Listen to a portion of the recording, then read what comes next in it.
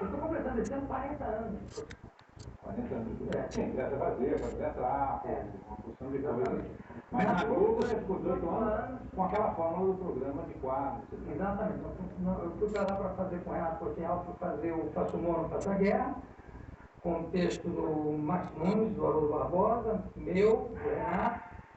Depois nós fizemos o Satiricon, já o Wilton Marques, que trabalha comigo até hoje também, nessa época já foi para lá escrever, estava o Haroldo também, o Marques, que era com o Satiricon, era com o Miele, com o Renato Portial também, com o Agildo Ribeiro. E depois nós fizemos o Planeta dos Homens, com o Agildo e comigo, e depois o Vivo Gordo, que era um spin-off, quer dizer, era uma consequência direta do planeta dos Homens. Bom, já estamos há 5 anos fazendo o Planeta dos Homens, mais um ano eu me formo em medicina, então não há mexida nisso. Você imagina um dia que o programa de entrevistas possa ser uma página virada, uma etapa da sua vida? Acho muito difícil porque como parece que é um livro chamado Tonight, sobre o Tonight Show, que começou com Steve Allen, hoje está com Jay Leno, durante 35 anos ficou com o Johnny Carson, mas todos eles, inclusive o criador, deixaram de fazer o programa porque fizeram. O Steve Allen parou de fazer o programa porque não queria mais fazer, o Jack Paar também bateu uma paranoia que ele queria fazer outra coisa e tal. Ambos se arrependeram muito de ter saído do Tonight. Depois o Johnny Carson, que aí já estava com 35 anos de Tonight, resolveu parar. E o Jay Leno, que faz agora. Então, eu acho muito difícil, porque é um programa que ele não tem fim, né? Não é uma proposta fechada. Todo dia a coisa muda, porque a conversa muda, a maneira de conversar muda. É muito mais. Um talk show não é um programa de entrevista. Um talk show é um programa de bate-papo, como o próprio nome diz, né? E o bate-papo, para mim, pessoalmente, é a maior atração que existe. Se eu estou vendo uma televisão, a coisa que mais me atrai é o bate-papo. Seja de que tipo, ou seja qual for o assunto. Eu acho uma coisa que realmente me pega. E é um programa que se renova todo dia. Além das mudanças que a gente faz de ano para ano, que é acrescentar um projetor, entrevista no telão, etc., ele se renova diariamente, renovam as entrevistas. Então não vejo como terminar. Graças a Deus. Um tempo atrás, o Milão falou, o Fernando falou que Soares é a única unanimidade brasileira. Eu estou convencido que essa frase do Milão falou está superada, porque são duas unanimidades, o Chico e o Pedro. Você não viu o Codinha ser elogiado até pelo Diogo Mainardi, que me deixou chateado. Ninguém será que você, Diogo Mainardi, para uma pessoa que, em geral, tudo que faz é tão bem recebido da cabeça, seus quadros, sabe? O seu programa de entrevista, os seus programas de humor, e agora sua música, e agora seus livros, sabe? Como é que é para uma pessoa que todo mundo adora receber uma fraulitada na cabeça como aquela que Lúcio Martins deu de você, aliás, de você e Lúcio simultaneamente, nas duas unanimidades. Você acha que ele estava batendo na sua obra e na obra do Chico, ou estava batendo nas duas unanimidades? Olha, primeiro eu não acredito muito nessa unanimidade. Porque, claro, você de repente desagrada uma ou outra pessoa que eles não gostam de você, né? Eu, por exemplo, odeio um dos sobrinhos do Papo Dono. Você eu odeio, quando aparece me dá ódio. Não sei porquê. E, agora, eu acho o seguinte, claro que a crítica, a não ser quando é uma crítica totalmente de boa fé, e que te indica um caminho e tal, mas uma crítica que tenha qualquer forma de ironia, te magoa de uma forma brutal, porque todo artista é extremamente autocentrado. E eu ia descobrir que o jornalista também é autocentrado, que o escritor também é autocentrado. Não é uma característica só do ator, né? Então você fica meio autocentrado. Então você tem a impressão, quando você lê uma crítica ruim, que está todo mundo passando pelo viaduto do chá comentando a vida. Você viu o que ele fala? Você viu? Então você passa na rua com vergonha. Deus, por que me odeiam tanto? Porque você assume. A coisa assume uma dimensão brutal para você. Agora, no caso... Porque você é corajoso, você poder ficar na tranquilidade do seu programa e tal, mas você vai lá e cutuca a crítica, porque você lança um livro, depois lança outro livro, e livros que a crítica brasileira costuma não respeitar, que são livros mais de entretenimento, livros que não são muito pretensiosos, livros que contam história, né? Que é um tipo de literatura que não tem muito no Brasil. Mas eu acho que é porque eu sou meio sem vergonha, meio audacioso, mas de uma forma um pouco inconsciente, porque eu acho que tudo é consequência do artista, quer dizer, sempre o artista se manifestando, né? Eu já disse isso. Seria mais surpreendente se eu fosse humorista e neurocirurgião, ou comediante e neurocirurgião, mas acho que são ramos da mesma coisa. E no caso, eu também quando eu comecei a pintar, aliás, o Morricone, que já faleceu, mas era um escultor extraordinário, me falou isso, que eu fiquei muito satisfeito também. Você é engraçado, você é uma pessoa que arrisca, você vai lá, você não parte nem para a pintura convencional, você realmente, quando faz alguma coisa, você arrisca. Mas eu nem tenho consciência desse risco. E eu queria voltar para terminar o negócio do Wilson Martins. Eu não acho que a crítica do Wilson Martins tenha sido uma crítica agressiva, tenha sido uma coisa tão terrível. Ele deu uma opinião que, inclusive, eu discordo no próprio teor da crítica, que é o seguinte. O que eu acho, ele fala que o Chico e eu somos escritores amadores, não profissionais. Eu acho que o que você chama de escritor amador é um artista que, de repente, faz um livro confessional, né? Um livro autobiográfico. E aí ele chega e diz assim, sei lá, se o cara é obviamente heterossexual e faz um livro chamado Minha Vida com Roberto, né? E aí vem de livro, ele nunca mais escreve coisa nenhuma, quer dizer, é um livro confessional, ou autobiográfico de alguma forma.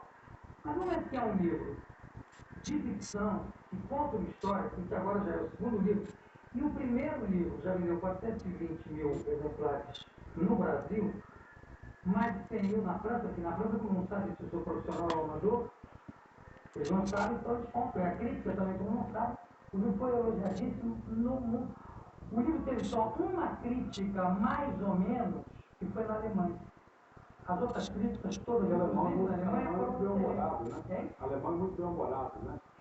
Pois é, não, esse particularmente não era muito, mas as outras críticas da Alemanha também foram ótimas.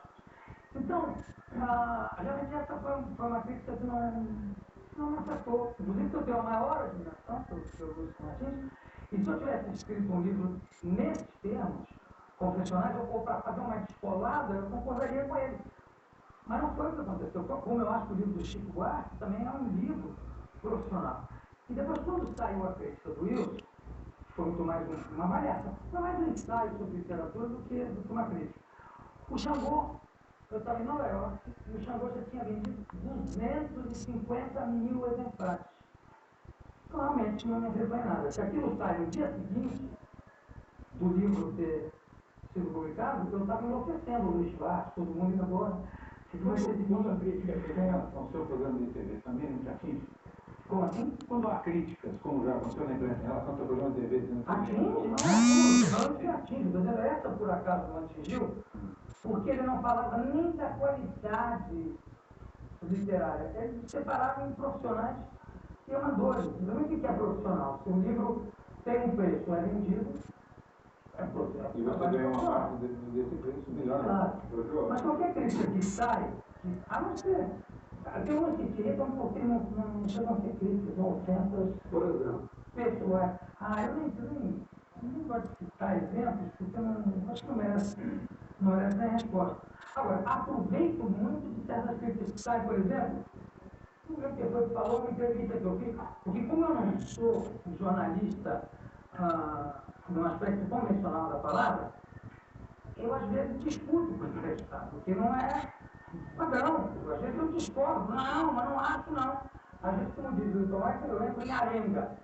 Eu fico arengando com o convidado. E, então, não sei quem falou, não, O João falou mais do que o entrevistado, o João falou, ocupou mais espaço que o entrevistado. E às vezes acontece, eu procuro me policiar, então isso é uma crítica positiva. Né? Mas isso tem a ver com o autocentrado que você fala de ator, né? Eu acho interessante isso, porque enquanto artista a gente realmente é muito autocentrado. Então, a partir do momento que você tem um programa de entrevista, você um pouco está em contato com a realidade, digamos assim, com pessoas reais do mundo real. Então, você consegue se abrir, é interessante você lidar com essas duas coisas, quer dizer, você se autocentrar para lidar com a ficção, com a criação, e ao mesmo tempo ter esse contato com o mundo real, com o mundo político, com o mundo econômico, enfim. Como é que é isso para você? Se bem que você mistura nos livros também, né? Você acaba fazendo essa mistura de história com ficção. Eu quero mesmo comentar mais que tudo que é ficção pode vir a ser história. E vice-versa. Hoje mesmo no programa eu li uma notícia de um chefe que estava andando, tomou um tiro aqui na Brasília e a bala ficou presa no zíper. E ele se salvou porque ainda brinquei falando que era o zíper, né? O cara se salvou porque a bala parou no zíper. Se eu botar isso num livro, vão dizer que é pura ficção. Não é. Você teve um bom professor ou uma boa professora de história? Olha, Ou a despeito de um mau professor ou de uma má professora, você se encantou pela história?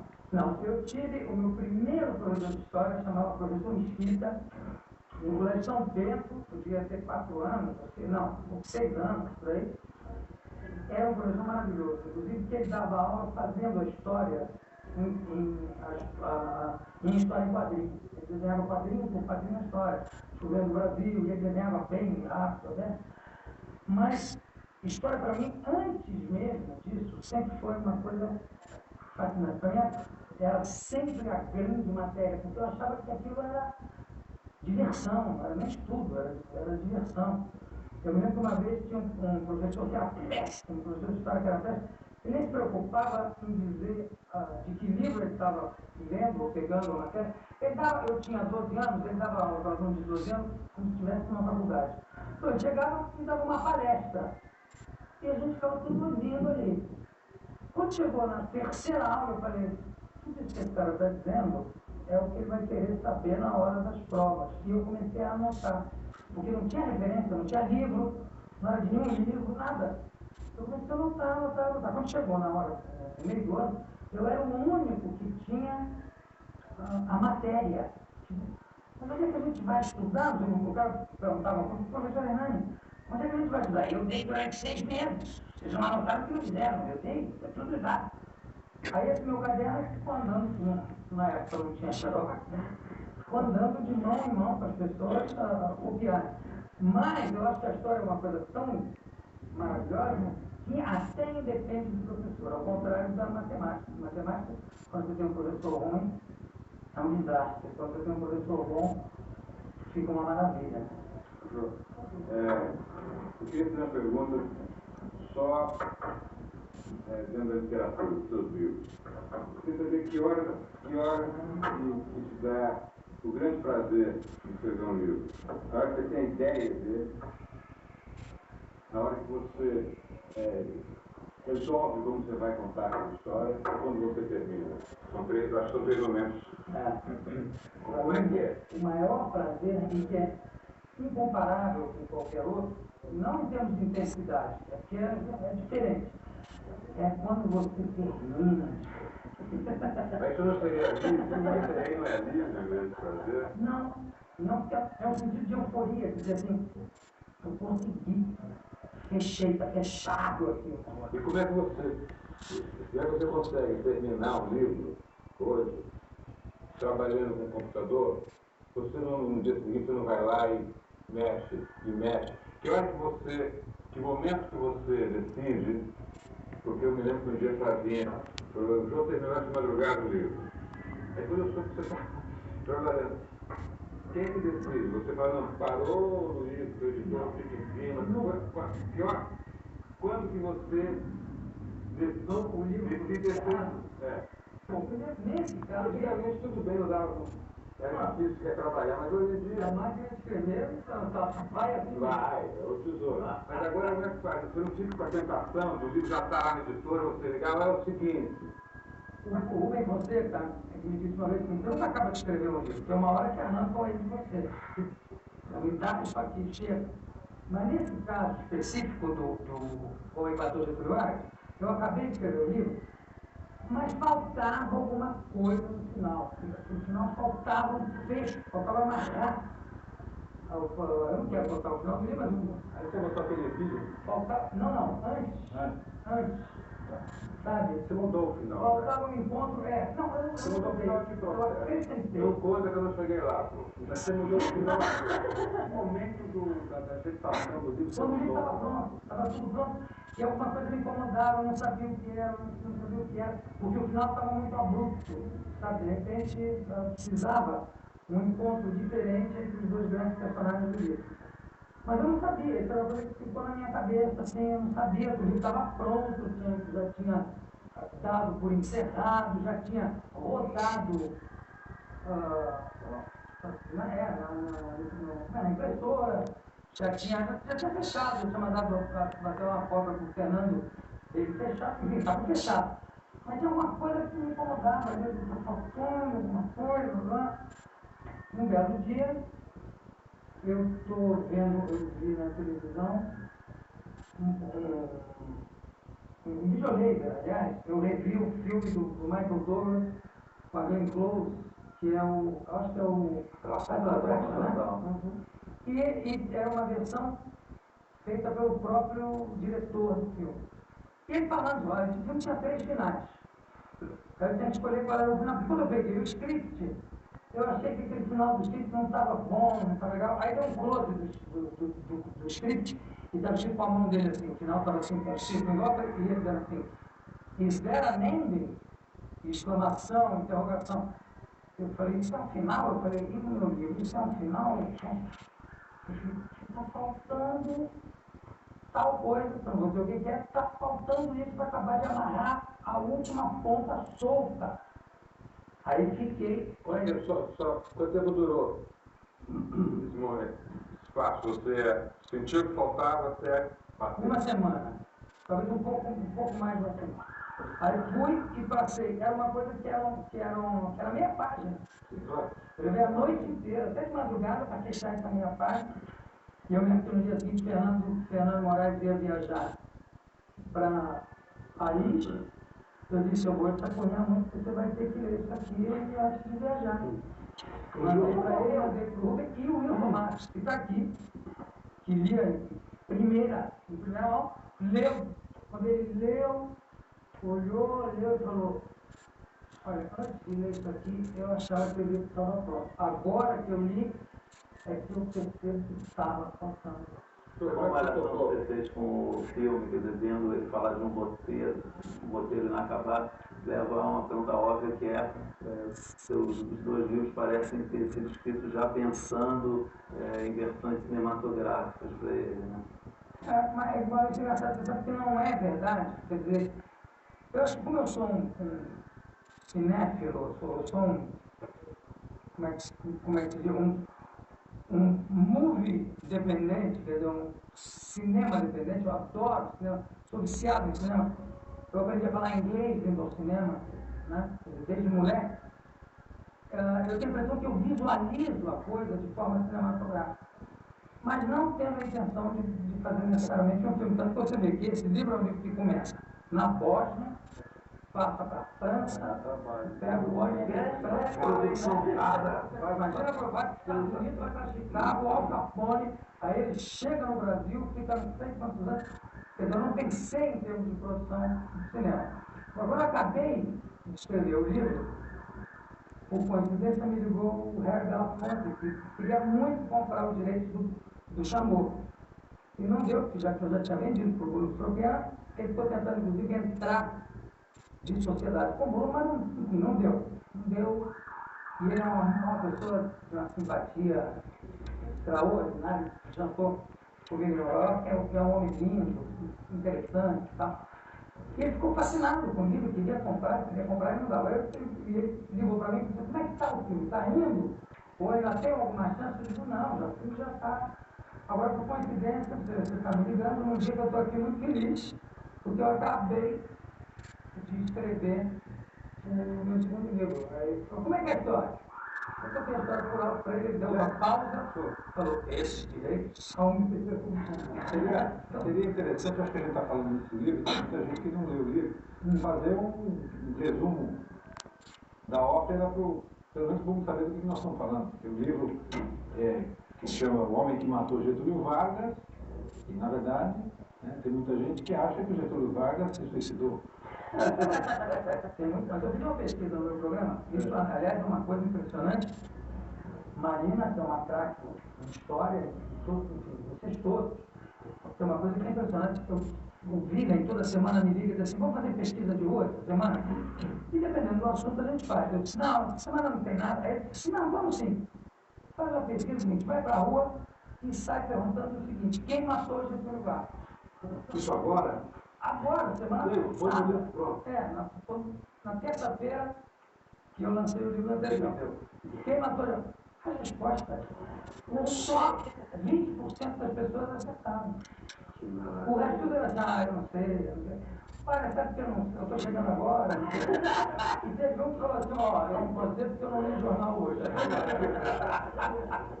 E teve um que, os que acertaram, foi ele mesmo. Como quem matou ele? E o último, sei lá, uma senhora que a gente botou por último, quem matou ele? Ele falou, foi o Jô Soares. Mas só legal dar um resumo, que é um anarquista bósnio, descendente de uma brasileira, não é isso? João Mulata, Mulata brasileira e contraparente de Getúlio Vargas. Dizem. E que é um desastrado de mar. Um grande anarquista, grande desastrado, né? Coloca na cabeça a eliminação de todos os tiranos do mundo. Um grande romântico, no fundo e tal. E o livro, você lendo o livro, você nunca sabe se um determinado trecho é ficção ou tem base histórica, até porque é tudo muito detalhado. Né? É como uma biografia. É como se fosse um livro difícil de definir, porque é um livro diferente. Foi você que falou isso, né? Como é que se define esse livro? Você que me falou, porque realmente não tem, ele é um livro diferente. E ao mesmo tempo o personagem ele interage com vários momentos da história, mas ele não atrapalha a história. Ele é uma sátira de uma vida. Serve a história.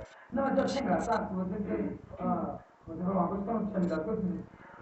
Como é que a gente enquadra isso? Que gênero é? Porque não é um romance, também é um romance. Não é uma biografia, mas também é.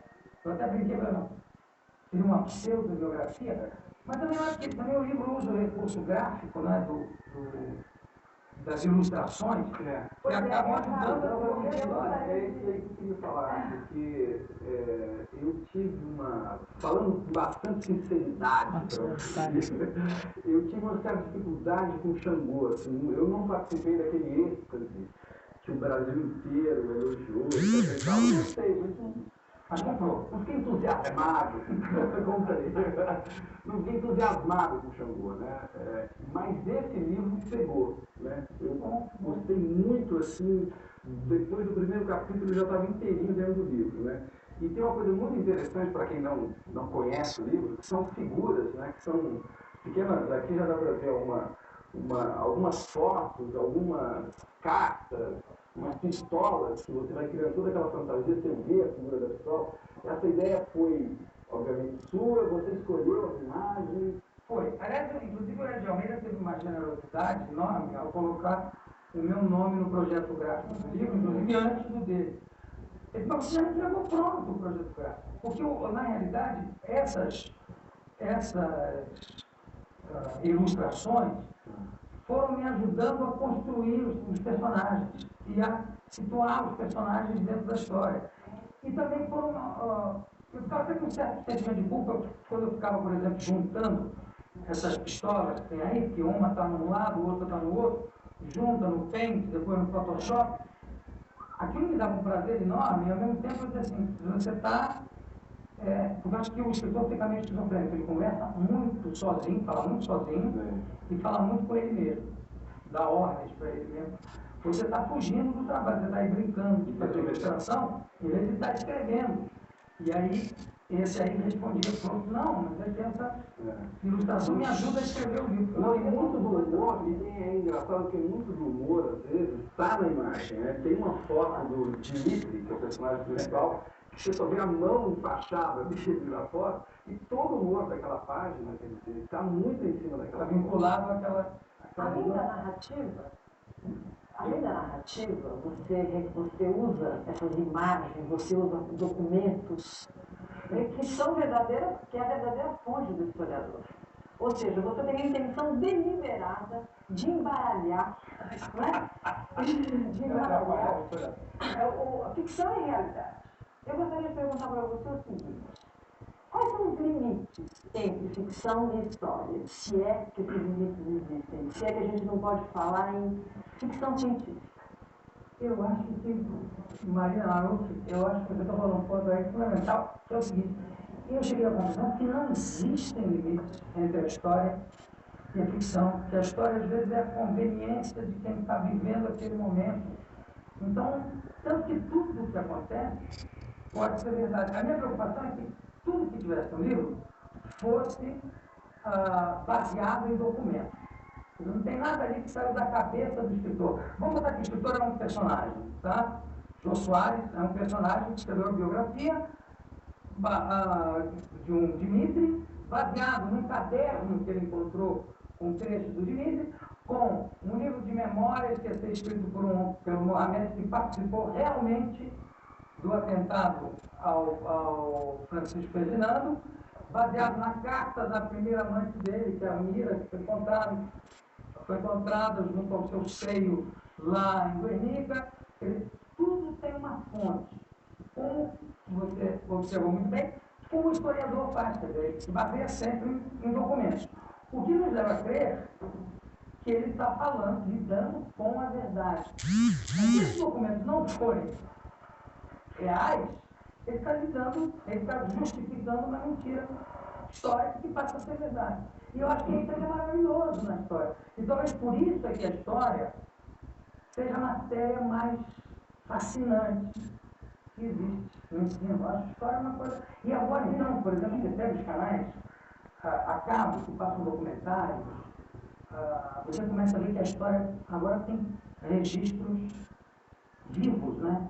De documentário em filme, cinema. Aquele negócio, por exemplo, do cara que matou o vietnamita lá com um tiro na cabeça, com 38 na cabeça, que saiu na primeira página de todos os jornais, aquilo estava documentado. No entanto, hoje em dia, já existem versões sobre o porquê daquele tiro, porquê que aquilo ficou parecendo uma coisa extremamente violenta, que era violenta, mas tem também o outro lado, que é uma justificativa daquele tiro, porque aquele cara era um sujeito que já tinha assassinado não sei quantas pessoas, enfim. Você vê que, de repente, é fácil você levar a história para um ou para outro caminho. Vamos fazer um... Não vai rolar nesse filme, não. Eu fiquei com medo de ficar todo terminado.